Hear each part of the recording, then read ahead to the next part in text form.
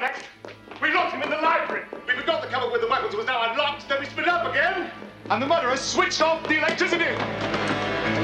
Oh, my God. Not again. Turn on the light! In the dark, the murderer ran across the hall to the study, picked up the rope and the lead pipe, ran to the billiard room, strangled Yvette. Ran to the library, hit the cop on the head with the lead pipe.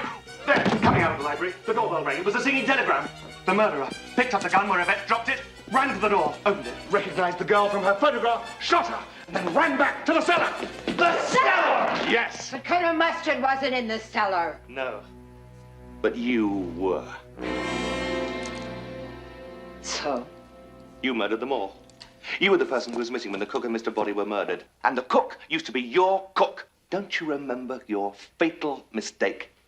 You told us at dinner that we were eating one of your favorite recipes. And monkey's brains, though popular in Cantonese cuisine, are not often to be found in Washington, D.C. Is that what we ate? Why would I have murdered all the others? Obviously, in case Mr. Body had told him about you. So it was all nothing to do with the disappearing nuclear physicist and Colonel Mustard's work on the new fusion bomb. No, communism was just a red herring. Mrs. Peacock did it all. There's no proof. Well, the gun is missing. Gentlemen, turn out your pockets. Ladies, empty your purses.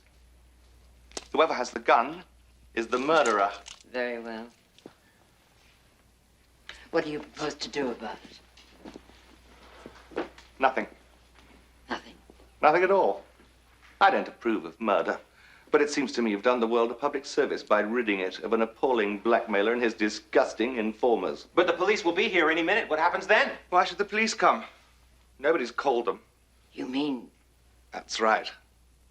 Now, I suggest that we stack the bodies in the cellar, lock it, leave quietly one at a time, and pretend that none of this has ever happened. Great idea. I'll leave first, if you don't mind. Be my guest. In fact, I think we all owe you a vote of thanks. For she's a jolly good fellow, for she's a jolly good fellow, for she's a jolly good fellow, which nobody can deny, which nobody can deny, which nobody can deny. For she's a jolly good fellow, for she's a jolly good fellow, for she's a jolly... I told you I didn't do it. But what if the authorities find out what happened? The FBI will take care of that. You mean my phone call from Mr. Hoover? I work for him, of course. How else could I have known everything about you all?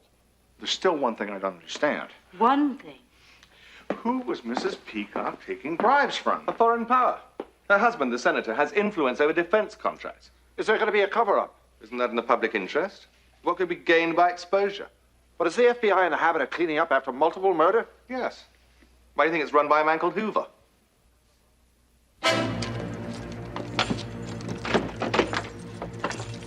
Oh, Mrs. Peacock. How did you know my name? The kingdom of heaven is at hand. Okay, take her away. Take your hands off me! I'm the senator's wife! Wadsworth, we got her. You see, like the Mounties, we always get our man. Mrs. Peacock was a man? Would anyone care for fruit or dessert?